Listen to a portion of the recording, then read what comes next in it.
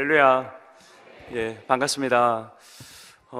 몇 년 전에 함께하는 교회와 연결이 되어서 이제 선교 사역을 같이 하게 되어서 너무 기뻤고, 주보에 보시면 이제 협력하는 후원하는 선교사 10번에 제 이름이 있습니다.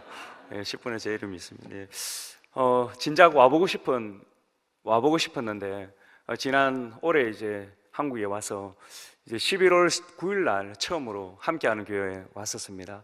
11월 9일 날 주일 날 아내와 함께 주일 날 예배에 참석을 했는데, 입구에서 차를 가지고 입구에서 들어올 때부터 참 너무 이제 따뜻함을 느꼈습니다. 따뜻함을 느끼고, 제가 이제 선교사로 사역을 하다 보니까 여러 교회를 좀 다니다 보니까 가면 교회의 분위기가 참 느껴지는데, 함께하는 교회에 처음 왔을 때의 분위기가 너무 따뜻하고 편안한 그런 분위기였습니다. 느낌이었습니다. 그래서 저 아내가 정말 11월 9일 날 처음 함께하는 교회에 왔는데, 처음 오다 보니까 좀 많이 막 심적으로 좀 부담도 되기도 하고 또 서먹서먹하기도 하고 뭐 그런 느낌이 들 텐데, 처음부터 아주 따뜻한 분위기를 느껴서 아무튼 그때 또 예배 때 찬양을 통하여서 많은 은혜 받고 또 예배를 통하여서 많은 은혜를 받았습니다. 오늘 이렇게 금요 기도회 때 성도님들 함께 뵙고 또 선교 보고하고 또 말씀을 나누게 되어서 하나님께 감사드리고, 또 오늘도 또 찬양하는데 참 많은 은혜가 되었습니다. 예, 아무튼 또 우리 선교부 부장 집사님께서 너무 환대를 해주셔서 지난 11월 9일도 그렇고 오늘도 너무 환대를 해주셔서 너무 따뜻하게 그렇게 오늘 이 자리에 또 서게 되어서 감사하고, 또 우리 성도님들 함께 얼굴을 뵙게 되어서 정말 반갑고 감사합니다. 예, 박수 한번 쳐주시고 예, 하나님께 박수로 함께 이렇게 만나게 되어서 하나님께 또 감사드립니다. 예. 저는 이제 2012년도에 태국에 갔습니다. 2012년도 4월 달에 태국에 가서 이제 13년째 사역을 하고 있는데, 예, 벌써 사진이 나왔습니다. 예, 나와서 사진을 먼저 설명을 해야 될 것 같습니다. 예, 2012년도에 태국에 가서 선교사들이 태국에 가면 제일 먼저 가는 곳이 방콕입니다. 수도인 방콕인데, 방콕에 가는 이유는 이제 언어를 배우기 위해서입니다. 그래서 방콕에 가면 태국어 학원이 있습니다. 그곳에서 저와 아내가 이제 2년 동안 태국어를 배우게 되었습니다. 예, 2012년 4월 달부터 2014년 이제 6월 달, 5월 말까지 방콕에서 태국어를 배웠습니다. 예, 다음에 보시면, 그리고 나서 이제 2014년도에 여러분 태국 지도를 한번 보시면 잘 안 보이시죠? 잘 보입니까? 예. 제일 왼쪽에 여기서 제일 왼쪽에 도시 이름이 보입니까? 예, 어디입니까? 제일 이쪽에, 예. 깐짜나불이 보이십니까? 예. 예, 깐짜나불이 저 방콕에서 서쪽으로 한 3시간 정도 떨어져 있는 미얀마 국경 지역에 있습니다. 미얀마인들이 많이 들어와서 일을 하고 있는 그러한 도시인데, 저와 아내가 이제 제일 처음에 방콕에서 언어를 배우고 이제 2년 후에 처음 사역지가 저 깐짜나불이라는 곳입니다. 여러분 콰이강의 다리 아십니까? 예, 콰이강의 다리가 있는 지역이 깐짜나불입니다. 지금도 다음 사진을 한번 보시면, 예, 이 깐짜나불에 있는 콰이강의 다리입니다. 지금도 기차가 다닙니다. 기차가 다니고 기차가 한 2시간 코스로 해서 깐짜나불이 지역을 이제 그렇게 다니고 있습니다. 그래서 지금도 이제 저 콰이강의 다리를 지나면 이제 사람들 옆에서 막 손을 흔들고 그렇게 합니다. 예, 유명한 다리죠. 저 깐짜나불에 있는 다리가 이제 깐짜나불인데, 저곳에서 예, 그 다음에 보시면 이제 깐짜나불이는 인구가 한 80만 명 되는 그런 큰 도시입니다. 그 80만 명 정도 되는 큰 도시인데, 그 안에 이제 보플로이라는 이제 군이 있습니다. 그 보플로이라는 그 지역에서 저희들이 사역을 제일 처음에 시작하게 되었습니다. 그 보플로이 지역에 가보면 중앙에 언덕이 있는데, 그 언덕에 올라가 보면 큰 검은 불상이 있습니다. 검은 불상이 이제 보플로이 지역을 쳐다보게끔 그렇게 되어 있습니다. 예. 그 다음에 한번 보시면, 예, 첫 사역지인 교회입니다. 2014년부터 2021년까지 이제 2층 건물에 임대해서 그래 사역을 했습니다. 저 이름이 표말 이름이 이제 보플로의 교회라는 그런 태국어입니다. 예.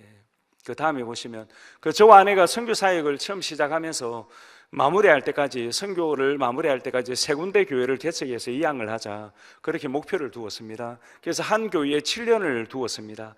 한 교회에 7년을 둔 이유는 한 교회를 세우고 이양을 하기까지는 1, 2년, 2, 3년으로 되는 것이 아니고 최소한 한 7년은 되어야 되겠다 그렇게 생각을 했습니다. 그래서 7년을 한 교회를 세워서 사역자를 세우고 이양하는데 7년을 두고 그렇게 새 교회를 개척하자 그렇게 생각을 했습니다. 예.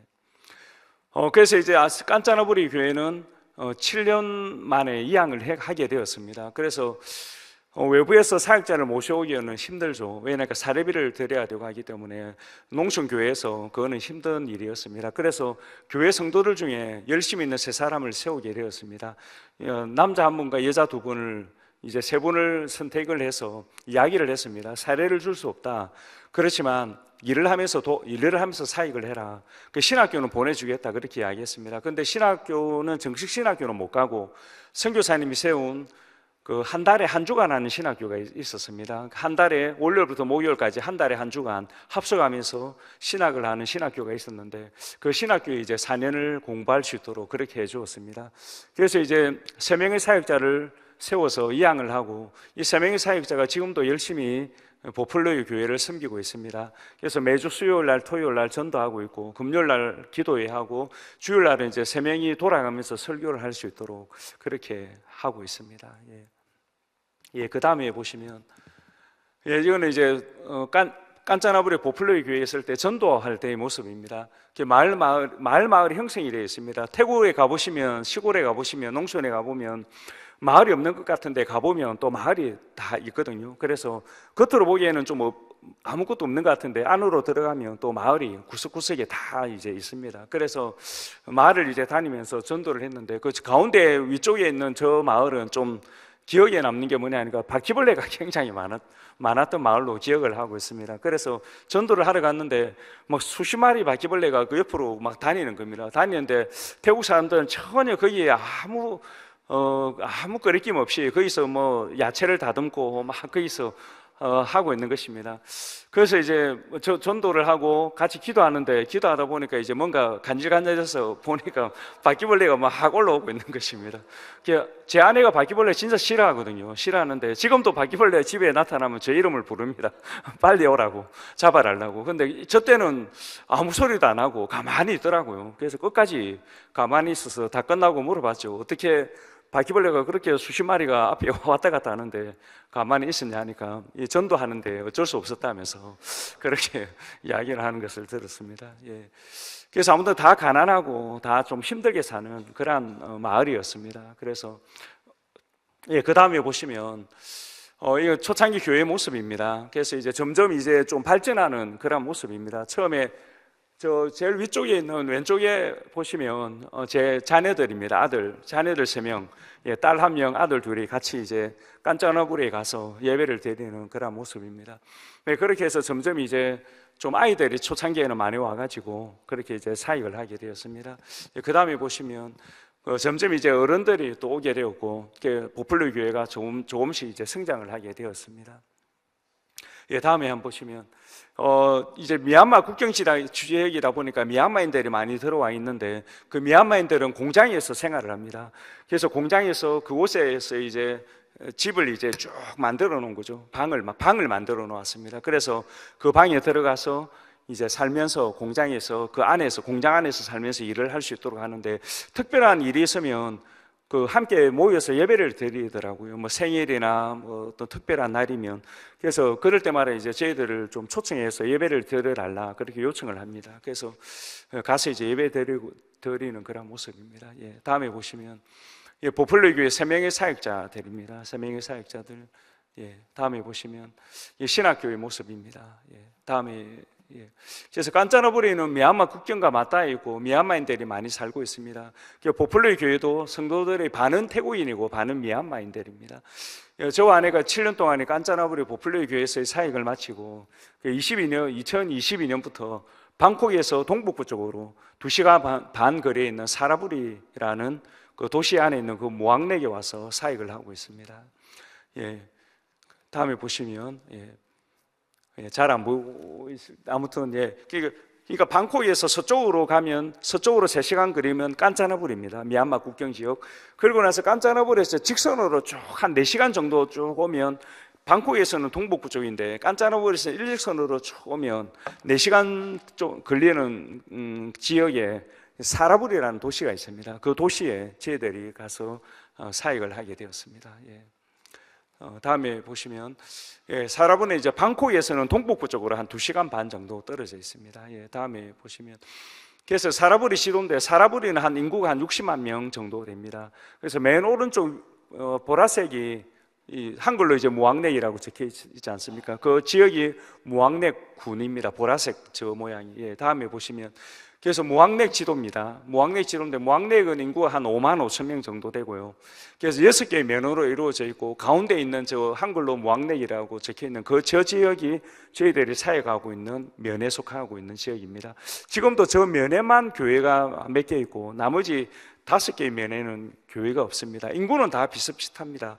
인구는 다 지금 무왕렉읍에도 인구가 한 12,000명 되고요. 그 외에 주변에 있는 5개의 면도 다 10,000명, 9,000명 막 그 정도 되는데 아직 교회는 없는 그런 형편입니다. 다음에 보시면 깐짜나불에 3명의 사역자들과 함께 보플러의 교회에 그 무왕렉 교회 이삿짐을 싣고 와서 찍은 사진입니다. 3층 임대 건물입니다. 무왕렉 교회는. 다음에 보시면 교회 맞은편에는 이제 유초등부가 있습니다. 한 학생 수가 한 800명 정도 되는 유초등부가 그 교회 바로 맞은편에 있습니다. 2022년 1월부터 이제 사역을 시작하게 되었습니다. 1월부터 했는데 아무도 없죠. 아무도 없는 가운데 한 2달 동안은 혼자서 이제 예배를 드리게 되었습니다. 그 다음에 보시면 그 2022년 2월 중순에 아이들 4명이 왔습니다. 아이들 4명이 왔는데 이 아이들 4명이 5월 중순까지 3개월 동안에 딱 4명, 덜도 안 오고 더도 안 오고 딱 4명만 이제 3개월 동안 오더라고요. 근데 5월 중순에 이 아이들 데리러 가려고 하는 주일날 아침에 어떤 할머니 한 분과 손녀가 교회에 오더라고요. 그래서 어떻게 오시게 되었냐 물어보니까 이 할머니가 치앙마이에 사시는데 자녀들이 아들이 몇 명 있는데 다 태국 전역에 흩어져 살고 있다는 것입니다. 그 무왕렉에도 아들이 있어서 아들 집에 왔는데 이 할머니는 예수님을 믿고 계시는 거죠. 그런데 이제 교회를 찾았는데 못 찾았다. 근데 손녀가 가다가 교회 간판을 보고 왔다는 것입니다. 그래서 할머니가 와서 보니까 아이들 3-4명 앉아있으니까 좀 안 돼 보였나 봅니다. 근데 그 다음 주에 자부하고 손자하고 다 데리고 온 거예요. 다 데려와가지고 갑자기 이제 10명이 넘게 되었습니다. 근데 그러다 보니까 지나가는 아이들이 또 주일날 지나가는 아이들이 신발이 있고 또 친구가 보이는 것 같고 하니까 막 1명, 2명 그냥 들어오더라고요. 들어와가지고 갑자기 한 30명 가까이 그렇게 모여서 예배를 드리게 됐습니다. 제일 끝에는 이제 성탄절, 태국은 12월 25일이 휴일이 아닙니다. 일상적인 날인데 그래서 보통 이제 교회들마다 태국 교회는 이제 새벽송을 안 하고 주일날 보통 이제 주일날 저녁이나 그렇게 이제 저녁송을 많이 합니다. 그래서 이제 저희들도 저녁에 주일날 예배 다 드리고 같이 이제 저녁송을 이제 쭉 하는 그런 모습입니다. 다음에 보시면 이제 올해 예배의 모습입니다. 그리고 주일날 오후에는 성경 읽기를 그렇게 아이들 대상으로 하고 있습니다. 다음에 보시면 이거는 이제 저희들이 제가 한국에 오기 전에 올해 이제 10월 24, 25일 1박 2일로 이제 처음으로 이제 무왕렉 교회 수련회를 하게 되었습니다.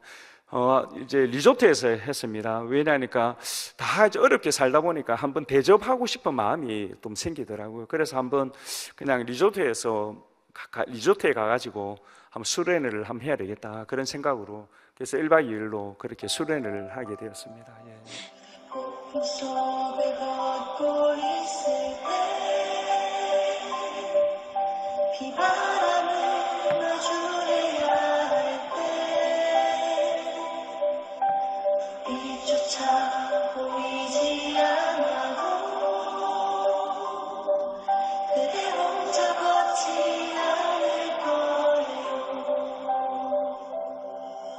두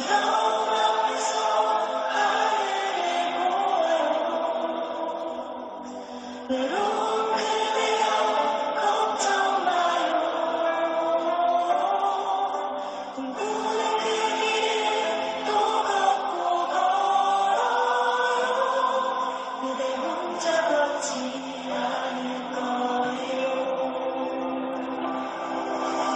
그 속에 걷고 있을 때 비바람을 마주해야 할 때 빛조차 보이지 않아도 그대 혼자 걷지 않을 거예요. 외로운 그대여 걱정 마요. 꿈꾸는 그 길을 또 걷고 걸어요. 그대 혼자 걷지 않을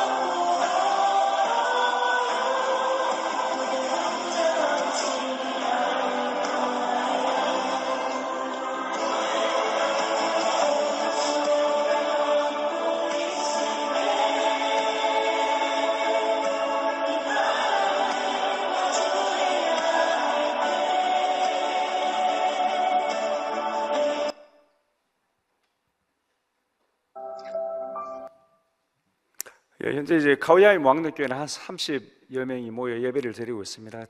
같이 예배를 드립니다. 초등학교부터 해가지고 어른들까지 함께 예배를 드리고 있고, 설교는 이제 애니메이션으로 먼저 이제 아이들 위주로 설교를 하고, 그 다음에 이제 그 설교 내용을 어른들에게 좀 적용시키는 그 적용 설교를 하고 있습니다. 예. 올해 사역의 방향이 이제 믿음을 좀 심어주는 것이었습니다. 왜냐하니까 다 교회를 태어나서 처음 와보는 분들이다 보니까 어떻게 하면 이분들에게 믿음을 심어줄 수 있을까, 거기에 대해서 많은 좀 고민을 하게 되었습니다. 그래서 1박 2일 수련회 하게 된 것도 정말 이분들이 조금 교회를 또 리조트에서 편안한 가운데 또 말씀도 듣고 또 그렇게 또 서로가 처음 와다 보니까 서먹서먹 하더라고요. 그래서 조금 서로가 좀 하나 되는 그런 시간이 필요하겠다 싶어서 수련회를 하게 되었습니다. 이제 현재는 학생들을 대상으로 주일날 오후에 1시간 정도 성경 읽기를 하고 있고요. 그래서 저희들이 이제 12월 달 이제 태국에 가게 되면 이제 평일날 오전 오후 그렇게 오전에 오실 수 있는 분은 오전에 오고 그러니까 저녁에 오실 수 있는 분은 저녁에 오셔서 함께 한 2시간 정도 그렇게 성경 읽기를 계획하고 있습니다. 예. 태국인 사역자가 있었으면 좋겠다 늘 생각을 하고 있습니다. 그런데 시골이 농촌이다 보니까 신학생들이 안 오더라고요. 그래서 방콕에 있는 신학교에 가서 뭐 부탁을 하고, 아는 또 신학교에서 사역하고 있는 선교사님한테 부탁을 해도 선교사님이 다 알아보니까 아무도 안 오려고 한다 그렇게 이야기하더라고요. 그래서 저 아내가 어쩔 수 없이 둘이서 그냥 계속 하고 있는 그러한 형편인데, 그래서 아무튼 태국에는 신학생들 숫자로 적을 뿐더러 그 숫자는 사실 방콕에서 사역하기도 다 부족한 그런 가운데 있습니다. 그래서 근데 이제 신학교에서 보면 이제 졸업생들이 1년 동안 실습하는 게 있습니다. 1년 동안 그 지역에 가가지고 거기서 이제 지내면서 1년 동안 사역을 실습을 할 수 있도록 그렇게 하는 경향이 있는데, 그래서 저희들도 이제 기회가 되면 그런 이제 졸업생들이 와가지고 1년 동안 좀 이제 사역을 같이 했으면 좋겠다 그런 마음이 있습니다. 근데 이제 그러려면 또 지낼 수 있는 방이 필요하고 또 사례를 제공해야 되는 또 그런 입장이 있습니다. 예. 그 다음에 한번 보시면 기도 제목입니다. 우리 같이 한번 읽었으면 좋겠습니다. 시작. 날마다 하나님의 은혜의 보좌 앞에 나아가는 삶이 되게 하소서. 카오야이 무학력교회가 하나님의 영광을 드러내는 교회가 되게 하소서. 함께 한 마음으로 교회를 섬기는 동력자를 보내어 주소서. 카오야이 무학력교회에 나오는 모든 이들이 예수님을 만나고 신앙훈련을 잘 받고 믿음이 자라게 하소서. 세명의 태국 사역자들에게 향한 깐짜너브리 보플레이 교회가 든든히 서가게 하소서. 한국에 있는 세명의 자녀들이 신앙생활을 잘하고 건강하도록. 이제 선교복은 끝났습니다. 끝나고 혹시 뭐 또 기회가 되시면 저 아내가 사역하고 있는 이제 태국 이제 보플로이 태국 깐짜나무리 보플로이와 그리고 카오야이 무왕내 교회를 한번 방문해 주셨으면 감사하겠습니다. 예. 이렇게 또 사진으로 보는 거하고 직접 오셔서 경험하고 하는 건 또 많은 이제 경험하고 하는 것은 많은 차이가 있습니다. 그래서 한번 기회가 되시면 한번 오셔서 그 화이강의 다리도 한번 보시고, 그래서 깐짜나부리와 사라부리에 한번 오셔서 함께 그 태국의 어떤 여행으로는 알 수 없는 그 태국 사람들의 실제적인 그러한 삶들을 한번 또 보고 경험했으면 좋겠다, 그런 생각이 있습니다. 예. 저와 아내가 이제 아까 이야기했지만은 선교 사역을 시작하면서 교회를 세 군데 개척하고 이양하고 그렇게 하자, 그렇게 이야기를 했습니다. 첫 번째 교회는 딱 7년 만에 하나님께서 인도해 주셔서 정말 딱 7년 만에 이양을 하고 두 번째 교회를 시작하게 되었습니다. 그런데 이제 두 번째 교회를 시작하면서 교회에 대해서 또 많은 생각을 하게 되었습니다. 우리 고신척 우리 교단도 선교의 목적이 개혁주의 교회를 세우는 거거든요. 그래서 선교사를 파송할 때도 그곳에 가서 개혁주의 교회를 세우라, 그렇게 이야기를 하고 있습니다. 이야기를 합니다. 우리가 선교는 결국에는 저는 교회를 세우는 거라고 생각을 합니다. 선교사는 복음을 듣지 못한 사람들에게 가서 복음을 전하고, 그 복음을 들은 사람들이 예수님을 믿고 이제 함께 모일 수 있도록 교회를 세우고, 그리고 나서 이제 현지 사역자를 세워서 이양을 하고, 또 이제 복음이 필요한 지역에 가는 것이 선교사의 사명이 아닌가, 제가 생각하기에 그렇게 생각을 하고 있고, 그래서 이제 아내와 함께 그렇게 계획을 세우게 되었습니다. 그러면서 이제 교회를 다시 새롭게 개척 사역을 시작하면서 교회가 무엇인지를 많이 생각을 하게 되었습니다. 그래서 오늘 읽은 말씀을 통하여서 교회가 어떤 곳인지에 대해서 제가 깨달은 부분들을 잠시 나누었으면 좋겠습니다. 우리가 성경의 첫 번째 성경인 창세기를 보시면 하나님께서 천지를 창조하시지 않습니까? 그리고 첫째 날, 둘째 날, 셋째 날, 계속 여섯째 날까지 하나님께서 천지를 창조하시면서 계속 이제 보시기에 좋았더라, 심히 좋았더라, 그렇게 이제 표현을 하고 있습니다. 그리고 마지막 일곱째 날에 하나님께서 안식하셨다, 그렇게 성경은 말씀하고 있습니다. 창세기 2장 2절에 보면 하나님께서 하시던 모든 일을 거치고 일곱째 날에 안식하셨다, 이렇게 말씀하고 있습니다. 그런데 우리가 복음서에 들어와 가지고 요한복음 5장 17절에 보면 이렇게 말씀합니다. 예수님께서 유대인들을 향하여서 하신 말씀이 무엇이냐니까, 내 아버지는 이제까지 일하고 계신다, 이렇게 말씀을 하십니다. 내 아버지께서 이제까지 일하시니 나도 일한다, 이렇게 말씀하십니다. 창세기에 보면 분명히 하나님께서 천지를 창조하시고 나서 안식을 하셨다고 하는데, 예수님은 아니라는 거죠. 내 아버지께서 이때까지 일을 하셨고, 그리고 나도 일한다, 이렇게 말씀하십니다. 창세기 3장에 보시면 하나님께서 안식하실 수 없는 일이 벌어지지 않습니까? 아담과 하와가 사단의 유혹에 넘어가서 하나님과의 약속을 어기고 죄를 짓게 됩니다. 이 죄로 말미암아 사망이 들어오고 사망이 모든 사람에게 임하게 되었습니다. 보시기에 좋았던 모든 만물이 이제는 하나님 보시기에 좋지 않게 되었다는 것입니다. 죄로 말미암아 하나님 보시기에 좋지 않게 된 만물을 다시 하나님 보시기에 좋도록 하는 일을 하나님께서 이제 이때까지 해 오셨다는 거죠. 그리고 이 일을 위해서 나도 일한다, 이렇게 예수님께서 요한복음 5장 17절에 말씀하고 있습니다. 요한복음 5장을 읽어보시면, 요한복음 5장은 베데스다 연못가에 38년 된 병자가 예수님의 말씀에 의해서 낫는 그런 이제 이적을 우리가 볼 수가 있습니다. 그런데 이 일을 예수님께서는 안식일에 행하시죠. 안식일에 행함으로 말미암아 유대인들과 논쟁을 하게 됩니다. 논쟁하는 과정에 하신 말씀이, 내 아버지께서 이제까지 일하시니 나도 일한다, 이렇게 말씀을 하십니다. 그러니까 예수님께서 38년 된 병자를 안식일에 고쳐주심으로써 예수님이 하시고자 하셨던 일이 무엇인지를 보여주시는 거죠. 그것은 다른 것이 아니고 사람들에게 참된 안식을 주시고자 하셨다는 것입니다. 죄로 말미암아 안식을 잃어버린 그러한 사람들에게 이제는 하나님께서 참된 안식을 주시기를 원하셨다는 거죠. 죄로 말미암아 하나님도 안식을 하실 수가 없었습니다. 천지를 창조하시고 나서 안식하셨던 그 하나님께서 인간이 죄를 지음으로 말미암아 안식하실 수가 없었다는 거죠.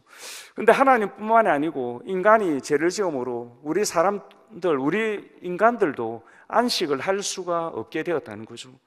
그래서 38년 된 병자를 안식일에 고치심으로 말미암아 예수님께서는 하나님께서 이제까지 어떤 일을 해오셨고 또 나도 일하는 이 목적이 무엇인지를 요한복음 5장에서 말씀하고 있습니다. 38년 된 환자에게 매주마다 안식일이 돌아왔지만은 그 환자에게 안식일이 참된 안식을 가져다 줄 수는 없었다는 거죠. 예수님이 오셔서 그 38년 된 환자를 치료해 주심으로 그 병자에게는 참된 안식이 이루어지게 되었습니다. 하나님께서 인간이 죄로 말미암아 이제 하나님을 떠나고 난 이후에 하나님께서는 끊임없이 인간들에게 참된 안식을 주시기를 원하셨고 그 일을 해오셨고 또 예수님께서 이 땅에 오셔서 그 일을 하신다고 말씀하고 있습니다. 우리가 마태복음 16장에 보시면 예수님께서 가이사랴 빌립보에서 제자들에게 질문을 합니다. 너희는 나를 누구라고 하느냐? 이런 질문을 할 때에 베드로가 뭐라고 대답을 합니까? 예, 맞습니다. 주는 그리스도시요 살아계신 하나님의 아들이십니다. 그때 예수님께서 이 고백을 듣고 나서 베드로의 고백을 듣고 나서 하신 말씀이 무엇입니까? 내가 너의 고백 위에 무엇을 세운다 합니까? 내 교회를 세우겠다는 거죠. 그죠? 내 교회를 세우겠다. 그렇게 이야기하십니다. 음부의 권세가 이기지 못하고 천국의 열쇠를 가지고 있는 내 교회를 세우겠다. 이렇게 말씀하십니다. 그러니까 예수님께서는 자신의 죽음과 부활을 통하여서 믿는 자들을 구원하시고 믿는 자들의 공동체인 교회를 세우셨다는 것입니다. 예수님의 사역은 대부분 이스라엘이라는 이 나라 안에서 이루어졌습니다. 이스라엘을 벗어나서 예수님께서 일을 별로 안 하셨죠. 거의 안 하셨습니다. 예수님은 이 땅에 오셔서 이스라엘이라는 이 나라 안에서 주로 구원의 역사를 하셨고 복음을 전하시고 마을 다니면서 이제 천국 복음을 전하셨습니다. 그런데 예수님께서는 자신이 이 땅을 떠나고 난 이후에 자신이 하셨던 그 구원의 역사를 계속 이어서 해야 될 그런 존재가 필요했다는 것입니다. 자신이 이 땅을 떠나고 난 이후에 이제는 이스라엘뿐만이 아니고 이스라엘을 벗어나가지고 사마리아와 땅끝까지 이르러 복음을 전하고 이 구원의 역사를 펼쳐나갈 그런 존재가 필요했다는 것입니다. 이 존재가 바로 교회라는 거죠. 그래서 예수님께서 내 교회를 세우겠다. 그러니까 내가 이 땅에 와서 했던 일을 계속 이어서 해나갈 그러한 존재인 그 교회를 내가 세우겠다는 것입니다. 오늘 읽은 본문 말씀해 보시면 교회를 23절에 뭐라고 말하고 있습니까? 교회는 그의 몸이라고 말씀하고 있습니다. 우리가 에베소서를 읽어보면 에베소서는 교회에 대해서 잘 설명하고 있는 성경입니다. 에베소서 1장부터 읽어보시면 삼위일체 하나님께서 우리를 구원하시기 위하여서 일을 하시는 것을 보게 됩니다. 그래서 성부 하나님은 예정하시고 성자 예수님은 피 흘리시고 성령 하나님은 인치신다. 이렇게 에베소서 1장부터 쭉 설명을 하고 있습니다. 그래서 우리를 구원하시기 위하여서 삼위 하나님이 같이 일을 하셨다는 거죠. 예정하시고 피 흘리시고 인치시고 이 일을 하셨다고 말씀합니다. 그러고 나서 이제 그 사람들이 함께 모인 공동체인 교회를 이루셨다고 이야기하고 있습니다. 에베소서 1장 17절부터 19절까지 보면 바울의 기도가 나오고 있습니다. 에베소 교회를 향한 바울의 기도 쭉 나오고 있는데 그 기도를 하고 나서 바울이 무엇이라고 하느냐니까 그러니까 그 기도 중에 바울이 에베소 교회 성도들이 하나님의 능력이 얼마나 큰지를 깨닫게 해달라는 거죠. 그러면서 그 능력이 어떤 능력이냐? 예수님을 죽은 자 가운데서 살리신 능력이라는 거죠. 그러고 나서 예수 그리스도를 모든 이름 위에 뛰어나게 하시고 만물 위에 교회의 머리로 삼으셨다. 이렇게 말씀하고 있습니다. 그러고 나서 이제 23절 끝절에 교회는 그리스도의 몸이니 만물 안에서 만물을 충만하게 하시는 이의 충만함이다, 이렇게 표현을 합니다. 교회가 그리스도의 몸이라고 했을 때 그건 어떤 의미가 있겠습니까? 그러니까 교회가 예수님의 몸이다 했을 때 그 의미는, 그러니까 예수님과 교회는 하나라는 거죠. 그죠? 교회와 예수님은 하나라는 거죠. 몸만 있거나 머리만 있는 것은 존재할 수 없잖아요. 그죠? 그래서 머리인 예수님하고 몸인 교회와, 교회는 예수님의 몸이라고 했을 때 예수님과 교회는 하나라는 거죠. 하나를 이룬다는 것입니다. 서로가 뗄 수 없는 관계라는 거죠. 근데 그 다음에 보시면 교회는 또 어떤 곳이냐 했을 때 만물 안에서 만물을 충만하게 하시는 자의 충만함이다, 이렇게 표현을 하고 있습니다. 표현이 조금 어렵게 느껴질 수가 있는데, 이것은 교회가 예수님의 몸이라는 그 의미가 어떤 의미인지를 이제 설명하는 거죠. 그러니까 교회가 예수님의 몸이라 했을 때는 예수님과 교회가 하나라는 의미도 있지만은 더 나아가 가지고 교회가 어떤 곳이냐 했을 때 교회는 만물을 충만하게 하는 일을 하는 곳이라는 거죠. 그러니까 예수님과 함께 일하는 곳이 바로 교회다, 그것을 표현을 하고 있습니다. 여러분, 일을 할 때 머리가 일을 합니까? 몸이 일을 합니까? 예? 뭐라고요? 예, 다 같이 하죠, 그죠? 예, 다 같이 합니다. 머리하고 몸이 같이 일을 합니다, 그죠? 그래서 머리가 이제 생각을 하고 명령을 하고 몸이 일을 하고 같이 일을 합니다. 그러니까 예수님과 교회는 같이 일을 하는 곳이라는 거죠. 일을 하는 존재라는 것입니다. 그러니까 예수님이 하셨던 일, 이 땅에 오셔서 예수님이 하셨던 일을 계속하는 곳이 교회라는 것입니다. 그 일이 무슨 일이냐 했을 때 만물을 충만하게 하는 일이라는 거죠. 그러니까 만물을 충만하게 한다는 것은 다른 말로 표현을 하면 만물을 원래의 목적대로 되돌린다는, 회복시킨다는 그러한 의미입니다. 하나님께서 천지를 창조하시고 나서 만족하셨죠. 하나님의 영광이 충만했습니다. 하나님 보시기에 좋았습니다. 그런데 죄로 말미암아 하나님 보시기에 불만족스러운 존재가 되었다는 거죠. 그 일을 하나님께서는 다시 되돌리는 일을 하셨던 거죠.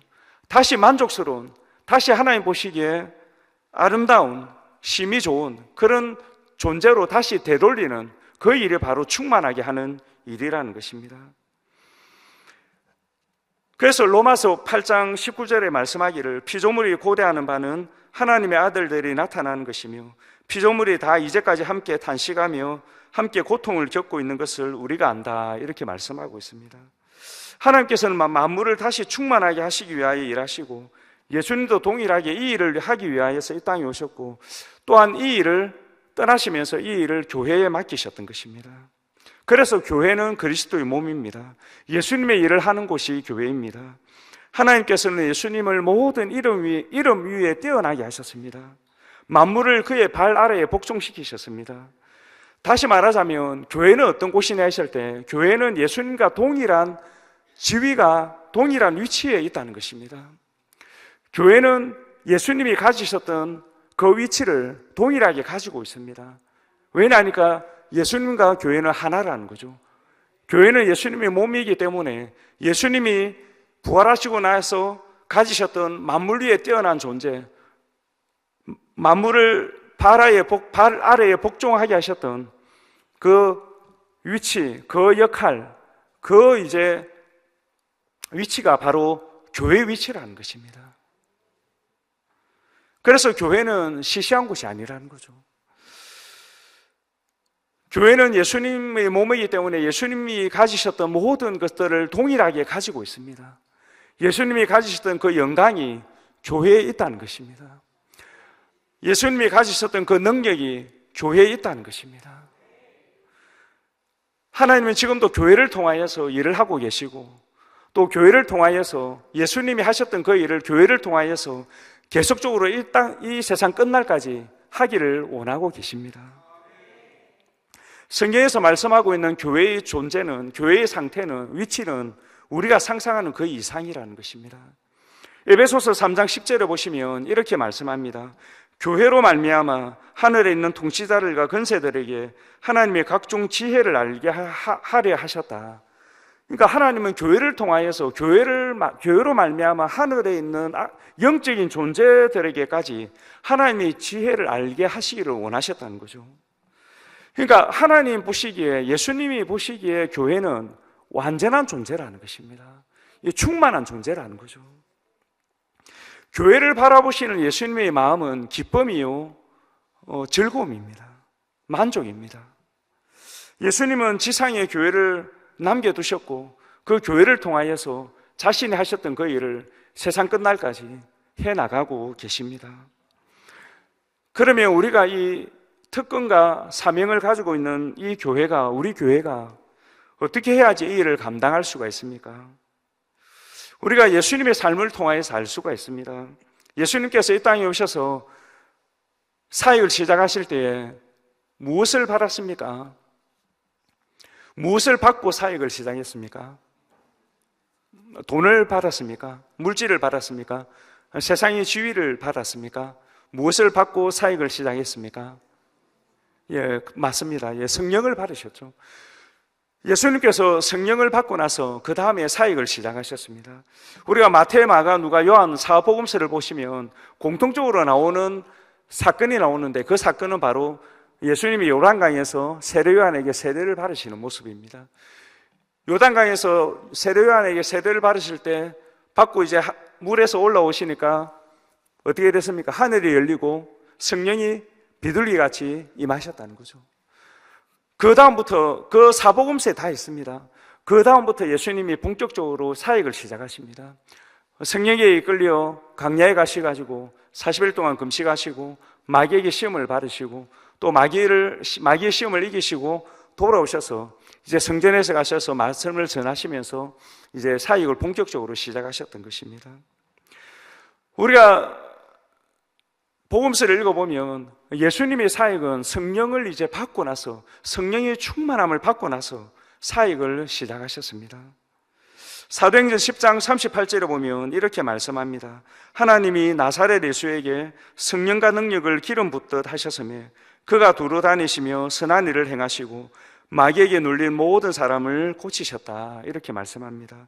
예수님은 성령과 능력을 충만히 받아서 그 다음부터 이제 사역을 해 나가셨다는 거죠. 우리가 신약 성경을 읽어보면 모든 이제 제자들, 그리고 우리가 사도행전을 또 읽어보면 교회는 성령 충만함으로 그 다음에 일을 해 나갈 수가 있었습니다. 사도행전 6장에 보면 교회가 구제하는 일을 위하여 일꾼을 세울 때에 조건이 있었죠. 그 조건이 무엇입니까? 믿음과 성령이 충만한 사람이라는 것입니다. 에베소서 5장 18절에도 보시면 오직 성령의 충만함을 받으라 이렇게 말씀합니다. 그러니까 교회가 성령 충만하지 아니하면 예수님이 하셨던 일을 해 나갈 수가 없다는 거죠. 그러니까 예수님도 성령 충만하시고 나서 일을 하셨기 때문에 우리가 예수님의 일을 이 땅에서 해 나가기 위해서는 교회는 성령으로 충만해야 됩니다. 제가 몇 년 전에 코로나 막 시기 때 그때 우리 줌으로 어떤 모임을 많이 했지 않습니까? 그래서 제가 이제 줌으로 이제 공동체에 관한 강의를 한번 들은 적이 있습니다. 그래서 이제 한국의 공동체를 소개했던 그 연세 드신 목사님이 계신데 그 목사님이 이제 강의를 하시면서 2달 동안 매주 목요일마다 이제 2달 동안 강의를 하셨는데 제가 그 공동체에 대한 강의를 들으면서 한 가지 참 놀라운 사실을 발견하게 되었습니다. 그 교수님께서 이제 목사님께서 전 세계에 유명한 그 공동체를 매주마다 하나하나 소개시켜 주시더라고요. 그래서 대부분의 이제 굉장히 발전한 공동체, 그러니까 여기서 말하는 공동체는 함께 모여서 사는 그 공동체를 말하더라고요. 그러니까 몇 가정이 우리가 한번 공동체를 한번 세워보자 해가지고 큰 집을 하나 사는 겁니다. 사가지고 그 안에서 몇 가정이 모든 것을 함께 하더라고요. 식사도 같이 하고 일도 같이 하고 모든 것을 다 같이 하더라고요. 그런데 이제 모든 공동체는 그렇게 이제 시작하더라고요. 몇 가정이 모여가지고 처음에 시작하는데, 그런데 대부분의 공동체는 시간이 지나면서 다 깨어지더라고요. 그러니까 대부분의 공동체는 위기가 오더라고요. 깨어질 위기가. 그래서 이제 대부분의 공동체는 위기가 오니까 다 깨어지고, 다 흩어지고, 다 이제 막 뿔뿔이 다 이제 뭐 사라져 버리는 거죠. 근데 그렇지 않은 공동체가 있더라고요. 그렇지 않고 더 발전하는 공동체가 있더라고요. 그래서 어떤 공동체는 몇백 년 전에 세워진 공동체인데 그 공동체가 지금도 존재하는 거죠. 지금도 많은 순례자들이 막 그 공동체에 와서 예배를 드리기도 하고, 그 공동체가 이때까지 막 수백 명의 선교사를 파송하기도 하고, 그런 공동체가 존재하더라는 거죠. 근데 대부분의 공동체는 1년, 2년 지나면서 위기가 오면서 다 깨어지고 다 사라지는데, 왜 어떤 공동체는 깨어지지 아니하고 더 발전하는가? 거기에 대해서 딱 한 가지 이유밖에 없더라고요. 그러니까 모든 공동체는 다 깨어질 위기가 오더라고요. 어떤 공동체든. 처음에는 좋았는데 1년, 2년 같이 살다 보니까 다 뭐 단점이 보이고 허물이 보이지 않습니까? 그러다 보니까 처음에는 좋아서 모였는데 1년, 2년 지나면서 더 이상 당신하고 더 이상 같이 있지 못하겠다. 더 이상 당신하고 같이 있는 게 고통이다 하면서 이제 다 이제 뭐 흩어지는 거죠. 근데 그렇게 이제 위기가 왔을 때에 어떤 공동체는 하나의 결단을 하더라고요. 어떤 결단을 하느냐 하니까, 우리가 헤어지기 전에, 이 공동체를 떠나기 전에 집회를 한번 하고 그래도 우리가 끝내자. 그렇게 서로가 의논을 하더라고요. 그래서 이제 집회를 하더라고요, 집회를. 그래서 며칠 동안 일주일 정도 집회를 하더라고요. 집회를 이제 마치고 이제 다 끝나는 걸로 그렇게 합의를 보고 집회를 하는데, 이상하게 희한하게 그 집회하는 가운데 성령님이 임재하시더라고요. 그래서 그 집회하는 가운데 성령님이 강하게 임재하셔가지고, 이전까지는 너 때문에 내가 도저히 못 살겠다, 나는 같이 못한다 해도 떠나려고 하는 그 사람들이 성령의 역사하심 충만을 받고 변화되는 거죠. 변화되어가지고 이제는 찾아가가지고 용서를 구하더라고요. 내가 당신을 미워했다, 용서해달라. 그 용서를 구하면서 더 사랑하게 되고, 그러면서 그 공동체는 깨어지지 아니하고 날이 갈수록 더 발전하더라고요. 그런 공동체를 쭉쭉 소개를 해주시더라고요. 우리가 교회도 영적인 공동체죠. 그죠? 우리가 예수님을 믿는 성령님께서 함께 하시는 영적인 공동체입니다.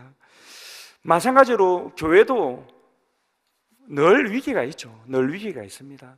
사람이 같이 함께 하기 때문에 늘 어려움이 있고 위기가 있고, 늘 이제 교회는 문제가 있을 수 있는 그런 곳인 거죠. 저도 이제 태국에서 사역할 때에, 첫 번째 아까 이야기했던 깜짜너브리 보플레 교회 사역할 때에, 그 어떤 날 한 남자가 온 거예요, 교회에. 근데 자기를 막 선지자라는 식으로 이야기를 하는 거예요. 하면서 막 성도들한테 뭐 예언 비슷하게 막 그렇게 하면서 막 성도들의 마음을 확 자기한테로 막 모으는 거예요. 하면서 또 뭐 성도들 가정에 뭐 필요하다면 막 가서 고쳐주고 막 그러는 거예요. 그러다 보니까 성도들 마음이 그쪽으로 많이 가는 거죠. 근데 저와 아내가 보니까 성경적으로 너무 벗어나 있는 거예요. 자기는 뭐 죽었다가 천국에 왔다 해서 하고 그러는 겁니다. 그런데 이제 그걸 어떻게 해야 될 것인가 고민이 되는 거예요. 근데 이제 놔두려고 하니까 교회가 진짜 그때 느낌으로는 후 불면 날아갈 것 같아요. 근데 교회가 완전히 그냥 막 다 사라질 것 같은 그런 느낌이 들더라고요. 그래서 이제 좀 결단을 했죠. 결단을 하고 이제 아까 세 명의 사역자들 그때 사실은 신학을 좀 가르쳐야 되겠다고 생각했던 이유가 사실은 그 사람 때문에 좀 그런 생각이 많이 들었습니다. 그래서 그 사람들을 데리고, 세 사람을 데리고 이제 뭐 세미나 가서, 성경 세미나 가서, 에베소서 그런 세미나 가서 또 배우게 하기도 하고, 그러면서 이제 교회가 좀 이제 그러면서 성경 공부를 계속 가르쳤죠. 성경을 계속 가르치고 주일날 예배 마치고 이제 그 자리에 앉아가지고 1시간 동안 또 성경을 가르쳤습니다. 별도로. 그래서 그것이 한 2년 동안 그렇게 쭉 하다 보니까 어느 정도 이제 좀 뭐 기초가 좀 다져지는 듯한 그런 느낌이 들더라고요. 그러면서 이 교회는 정말 언제든지 어려움이 있을 수가 있고 위기가 있을 수 있구나, 그런 생각을 참 많이 하게 되었습니다. 성경에서 말씀하고 있는 교회는 정말 위대한 사명이 있고 위대한 특권이 있는 그러한 곳인데 현실의 교회를 보면 그렇지 않은 경우가 너무 많은 거죠. 교회는 오히려 문제가 많고 험담이 많고 세상보다 더 세상적인 곳으로 생각하기 쉽다는 것입니다. 그래서 우리가 이 교회가 성령으로 충만하지 아니하면 올바로 설 수가 없고 성령으로 충만하지 아니하면 우리가 예수님이 하셨던 그 일을 해나갈 수가 없습니다. 교회는 기도함으로 성령 충만받고 성령의 인도하심으로 예수님의 남은 고난을 감당하는 곳입니다. 여러분, 우리가 성령 충만하기 위해서 어떻게 해야 됩니까? 다른 것이 아니고 잘 아는 말씀과 기도죠. 말씀과 기도입니다. 여러분, 말씀을 믿어야 됩니다. 듣고 읽고 믿어야 됩니다. 먼저는 내 자신이 어떤 존재인지를 분명히 알아야 됩니다. 예수님께서 나의 죄를 위하여 십자가에 달려 죽으시고 부활하셨다는 것을 여러분이 믿고 성령 하나님께서 내 안에 계시는 것을 믿어야 됩니다. 예수님이 가지셨던 그 놀라운 그 위치, 그 능력이 내 안에도 있음을 믿어야 됩니다. 그리고 하나님 앞에 기도해야 됩니다. 여러분, 기도함으로써 우리가 성령 충만함을 받을 수가 있습니다. 사도행전 2장 42절에 보시면 세례를 받은 자들이 사도의 가르침을 받아 서로 교제하고 떡을 떼며 오로지 기도하기를 힘썼다고 말씀하고 있습니다. 초대교회 성도들은 모이면 말씀을 듣고 그리고 오로지 기도하기에 힘썼다고 말씀하고 있습니다. 우리가 사도행전을 읽어보면 교회가 어떤 모습으로 다가옵니까? 교회가 늘 기도하는 모습이죠. 그래서 교회가 선교사를 파송할 때도 금식 기도하면서 그렇게 세우는 것을 보게 됩니다. 언제나 성령의 인도하심을 구하고 성령의 인도하심을 따르는 그런 교회의 모습을 보게 됩니다. 우리가 하나님 앞에 말씀을 듣고 읽고 기도함으로 우리가 성령 충만함을 받을 때에 우리는 하나님께서 원하시는 그러한 삶을 살아갈 수가 있습니다. 에베소서 5장 22절부터 보시면 남편과 아내와의 관계를 그리스도와 교회의 관계로 계속해서 말씀하고 있습니다. 그 아내와 남편은 사랑과 복종의 관계라는 거죠. 이것을 교회와 그리스도와 비교하면서 예수님은 교회를 사랑하시고 교회는 예수님에게 복종해야 되고 순종해야 된다. 이것을 이제 서로 교차하면서 계속적으로 말씀하고 있는 것을 보게 됩니다. 우리가 근데 현실을 보면 많은 교회들이 예수님께 복종하지 아니하는, 순종하지 아니하는, 정말 예수님께서 원하시지 아니하는 그런 모습을 띌 때가 참 많습니다. 우리가 부부도 마찬가지죠. 성경에서 말씀하는 부부의 관계는 사랑과 존경의 관계인데 현실의 부부의 관계는 그렇지 않을 때가 참 많다는 것입니다. 그 아시는 이야기지만 그 어느 교회에 부흥회가 있었는데 그 교회 부흥회가 있으니까 이제 참석을 해야 되잖아요. 그런데 이제 그 어떤 한 가정에서 이야기하기를 여보, 교회 부흥회가 있는데 우리 둘 다 빠지면 목사님 보기에 좀 그러니까 당신이라도 참석을 해라. 그렇게 이야기했습니다. 그 남편이 이제 혼자 참석하게 되었습니다. 근데 남편이 부흥회를 갔다 오고 나서 변화가 된 겁니다. 아내에게 너무 잘해주는 겁니다. 아내를 너무 이제 대접을 잘해주고 아내에게 너무 잘해주는 겁니다. 그 아내가 놀라는 거죠. 아니 부흥회 갔다 와서 남편이 어떻게 저렇게 달라질 수가 있지 하면서 궁금해졌습니다. 그래서 주일날 목사님에게 가서 물었습니다. 목사님, 지난주 부흥회 혹시 부흥회 주제가 뭐 아내를 사랑해라, 아내에게 잘해주라 뭐 그런 거였습니까? 물어보니까 왜 그러십니까? 하니까 목사님이 물어보니까 부흥회를 마치고 나서 남편이 자기에게 너무 잘해준다는 것입니다. 그러니까 이제 목사님이 하시는 말씀이 지난주 부흥회 주제는 원수를 사랑하라였습니다. 그렇게 이야기했다고 합니다. 우리가 남편과 아내와의 관계가 현실적으로는 사랑과 존경의 관계가 아니라고 해서 남편과 아내와의 관계가 이제 사랑과 존경의 관계가 원칙이 파괴되는 건 아니죠. 오히려 이제 성경은 그것을 이루어 가라는 거죠. 마찬가지로 그리스도와 교회의 관계가 현실을 볼 때는 그리스도와 교회가 현실을 볼 때는 교회가 그렇지 아니할지라도 우리가 그런 교회가 될 수 있도록 노력을 하라는 것입니다. 교회는 머리 되시는 그리스도와의 관계를 회복해야 되고 더 친밀한 관계가 되도록 힘써야 합니다. 그래서 그리스도와 한 몸을 이루어서 그리스도께서 원하시는 일을 이 땅에서 계속적으로 해나가야 되는 곳이 교회입니다. 이런 관계를, 이런 일을 이루기 위해서 우리는 기도해야 되고 기도함으로써 우리는 성령 충만을 받아야 됩니다. 처음에 이야기했지만 함께하는 교회에 왔을 때 너무 이제 따뜻함을 느꼈고 정말 어떤 은혜가 충만한 그런 느낌을 받았습니다. 이 찬양이 너무 또 은혜가 되었고 또 예배가 은혜가 되었고 성도님들이 함께 만나는 대면할 때에 참 사랑이 가득한 곳이구나 그것을 참 느끼게 되었습니다.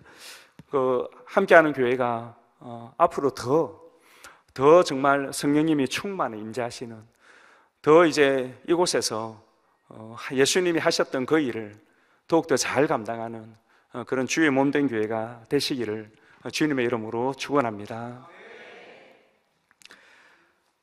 끝내야 되는데 한 가지만 더 말씀드리고, 제가 태국의 문화는 귀신 문화거든요. 그래서 여러분 태국에 와보신 분 알겠지만 태국의 드라마나 태국의 영화를 보면 대부분 다 귀신이 나옵니다. 귀신이 나오고 태국의 영화는 무서운 귀신이 나오고 태국의 드라마는 귀여운 귀신이 나옵니다. 그래서 사람들을 막 도와주고 아주 귀신인데 아주 좀 친근하게 그런 모습으로 드라마에 많이 나타납니다. 그래서 거의 모든 드라마에 다 귀신이 나오는데 근데 이제 보면 보시면 이제 태국의 문화 자체가 귀신에 대해서는 아무 거리낌이 없어요. 그래서 태국의 유명한 그 스탠드업 코미디 하시는 분이 있는데 그분이 보면 막 젊은 청년들, 태국의 청년들 막 수백 명이 1000명 이상 모여 있는 그곳에서 뭐 그냥 이야기합니다. 자기 집에 귀신이 있는데 주술사를 불렀다는 거죠. 불러와가지고 귀신이 어디에 있고 또 왜 있는지 좀 알려달라. 그걸 이제 그냥 너무 자연스럽게 그냥 이야기합니다. 그 어떤 의미가 있냐니까 태국 사람들의 의식 속에는 귀신이라는 이 자체가 너무 자연스럽다는 거죠.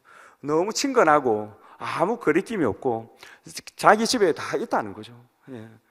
그래서 이제 태국의 문화가 이제 산 플랫폼이라고 한번 보셨습니까? 태국에 가보면 어떤 탑같이 생겨가지고 그 앞에 이제 가위를 놓고 뭐 우리 옛날에 제사 음식처럼 그런 걸 놔두고 사람들 지나가면서 늘 합장합니다. 잘 되게 해달라고 복 받게 해달라고 늘 합장하는데 근데 이제 태국이 원래는 불교잖아요, 그죠? 불교. 지금 이제 태국이 95%가 불교고 4%가 이슬람이고 모든 걸 다 합쳐가지고 한 1% 정도 되거든요. 그래서 태국의 남부 지역에 가보면 이슬람이 지금 굉장히 활발하게 올라오고 있습니다. 오히려 절보다는 이슬람 사원이 더 많아요.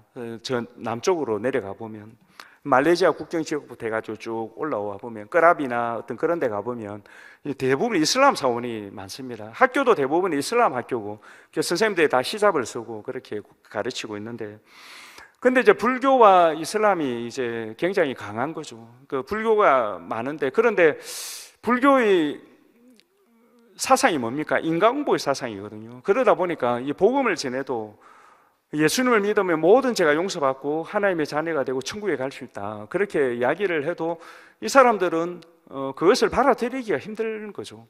왜냐하니까 죄를 지으면 벌을 받아야 되는데 무슨 또 용서를 받냐, 예수님을 믿으면 용서받냐, 그렇게 이제 생각을 하다 보니까 제가 처음에 가서 복음을 전할 때에 복음을 예수님을 먼저 전하면 얘가 태국인들은 절대 이해할 수 없다. 그래서 이제 천지 창조부터 이야기를 해야 된다는 거죠. 천지 창조부터 쭉 이야기해가지고 예수님을 이야기해야지 태국 사람들은 그래도 좀 이해를 할 수가 있다. 그렇게 표현을 하더라고요. 그래서 태국의 문화 자체가 불교지만은 또 귀신을 굉장히 자연스럽게 받아들이는 그런 어떤 의미에서 사머니즘적인 그러한 이제 요소가 굉장히 많은 나라입니다. 근데 이런 나라에 또 복음을 전한다는 것이 굉장히 힘들고 어렵죠. 그래서 이제 3년이 지나면 태국은 이제 선교 200주년입니다. 한국보다도 몇십 년 전 앞서서 복음이 들어왔고 선교사님이 들어왔습니다. 그래서 태국에 있는 교회들은 이제 3년 후에 있는 200주년 행사를 위해서 각 이제 지역들마다 막 준비를 하고 있거든요. 그래서 이제 뭐 전도하고 그러면서 이제 그렇게 막 우리가 크게 행사를 그렇게 태국 교회들이 교단들이 준비를 하고 있습니다. 근데 200년이 다 되어 가는데 복음화율은 거의 1%가 안 되거든요. 그 주변에 이제 미얀마 그리고 라오스, 캄보디아, 베트남, 말레이시아 그렇게 쭉 그런 나라 가운데 둘러있는 이 태국이 복음의 자유가 있습니다. 복음을 전할 수 있는 자유가 있는 거죠. 근데 복음화율은 라오스, 미얀마보다도 훨씬 또 낮습니다. 그래서 이제 태국의 정통 태국인들은 예수님을 믿는 비율이 굉장히 낮아요. 저희들이 사역했던 그 첫 번째 사역했던 그 깐짜나부리가 인구가 80만 명인데 80만 명 인구 중에 정통 태국인들이 예수님을 믿는 비율은 500명 정도밖에 안 됩니다. 그래서 0.01%도 안 되는 거죠. 그래서 태국 교단에서 조사를 해보니까 80만 명 중에 500명? 뭐 그 정도밖에 안 되는 거죠. 그만큼 이제 정통 태국인들이 예수님을 믿는 비율은 굉장히 낮습니다. 낮고. 그래서 이런 상황 가운데 많은 나라에서 많은 선교사님들이 많은 선교단체에서 이제 선교사를 파송해서 왔지만은 여전히 이제 복음화율은 1%가 안 되는 그런 가운데 있는 나라가 이제 태국입니다. 그렇지만 이제 태국은 동남아시아를 쭉 보시면 경제적으로는 굉장히 좀 발전한 나라입니다. 다른 동남아 나라에 비해서. 그러다 보니까 많은 동남아 나라들이 태국에 와서 일을 합니다. 라오스, 미얀마, 캄보디아 사람들이 많이 태국에 와서 일을 해요. 그래서 태국에서 3대 업종은 대부분 태국인들이 안 하고 다 캄보디아나 미얀마, 라오스인들이 합니다. 그래서 태국의 식당을 가도 이제 일을 하는 사람들은 주방에 그러니까 뭐 서빙하는 그런 사람들은 태국인들이 아닌 경우가 참 많습니다. 예.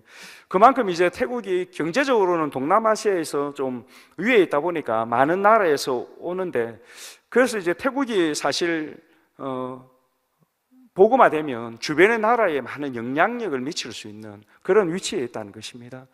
그만큼 이제 태국이 위치적으로 그렇고 경제적으로도 그렇고 아주 중요한 위치에 있는 동남아에서 그런 나라입니다. 그래서 이런 나라, 그 귀신의 문화가 퍼져 있는 이 나라에 정말 필요한 것이 성령 하나님의 역사하심이죠. 예. 성령님의 강력한 역사하심이 태국에 정말 필요하다는 것을 선교하면서 너무 많이 느낍니다. 그 사람들에게 복음을 전하고 믿음을 심어주는 게 안 되는 거죠. 우리 힘으로는 안 되고 우리가 아무리 해도 안 되고 지금도 저희 교회 나오는 분들 그 카오야이 모항내 교회 나오는 분들 중에도 태어나서 처음으로 교회에 나오다 보니까 아직까지도 잘 모르는 거죠. 그래서 절에서 무슨 행사하면 거기 갑니다. 거기 가서 이제 시주도 하고 막 그렇게 합니다. 하고 어느 날 주일날 교회 안 오면 왜 안 하는지 물어보면 절에 간 거죠. 절에 행사가 있으니까 절에 가고 그렇게 합니다. 예, 그래서 이 사람들 마음속에 정말 복음이 심어지기 위해서는 성령 하나님의 역사심이 필요하다는 것을 절실하게 느끼고 있습니다. 예, 태국의 200년 역사 가운데 딱 한 번 부흥이 있었습니다. 그 1930년대 그때 당시였는데 그때 태국에 몇 개월 동안에 그러니까 그 부흥이 어디서 왔냐니까 중국의 목사님이 태국에 와가지고 태국과 미얀마, 라오스, 동남아시아를 한 몇 개월 동안 다니면서 집회를 한 거예요. 그래서 태국에도 몇 개월, 라오스에도 몇 개월, 미얀마도 몇 개월 그렇게 집회를 쭉쭉 했다고 합니다. 근데 이제 집회를 하는 가운데 그 집회하는데 성령님이 역사하신 거죠. 성령님이 역사하셔가지고 그때 이제 태국인들이 처음으로 부흥을 경험한 겁니다. 그래서 이제 그 태국의 부흥 역사를 이제 연구했던 한 선교사님이 계시는데 그분이 자기가 논문을 쓰기 위해서 그 당시 부흥이 일어났던 그 당시에 있었던 그 당시에 살았던 분을 찾아갔다고 합니다. 그때 이제 논문을 쓸 그 당시에는 90세가 넘으신 할머니가 계신 거죠. 찾아갔다고 합니다. 찾아갔는데 이야기를 하니까 그 할머니 성도님이 눈물을 흘리면서 뭐라고 고백하느냐니까 자기는 지금도 그때 이후부터 지금까지도 자기가 어릴 때 경험했던 그 부흥의 역사가 다시 한 번 더 태국에 임하기를 기도하고 있다. 그 눈물을 흘리면서 그렇게 이야기를 하더라는 거죠. 그러니까 이제 그 태국의 방콕에 가시면 교회가 좀 있습니다. 방콕에는 교회가 규모가 있는 교회가 좀 있습니다. 근데 태국의 그 선교학자들이 하는 이야기가 그때 당시의 부흥의 역사가 그래도 지금 이제 방콕의 교회가 존재하는 이유가 되었다는 것입니다. 근데 이제 문제는 뭐냐니까 그 이후에는 부흥이 없다는 거죠. 부흥의 역사가 없다 보니까 방콕에 있는 태국 교회를 가보면 저희들이 언어를 배울 때 방콕에 있는 태국 교회를 좀 다녔거든요, 주일날. 근데 가서 보면 태국 교회도 연세 드신 분들이 많아요. 젊은 분들이 별로 안 보이더라고요. 그만큼 이제 태국 교회도 신앙의 어떤 전수가 제대로 안 내려오고 있다는 거죠. 예. 그래서 태국 교회도 현재 있는 태국 교회도 그렇게 밝은 편은 아닙니다. 밝은 편은 아니고 그래서 제가 참 느끼기엔 다시 한 번 더 부흥의 역사가 일어나야 되는 곳이 태국이 아닌가 그런 생각이 들고 우리 함께하는 교회 우리 성도님들 기도해 주시기 바랍니다. 태국에 다시 한 번 더 강력한 성령님의 역사심이 일어날 수 있도록 그래서 태국이 많은 영혼들이 예수님을 믿고 또 그 사람들이 태국에 와 있는 그 주변의 나라들 미얀마, 라오스, 캄보디아 사람들에게 영향을 미치고 그렇게 할 수 있도록 기도해 주시기 바랍니다.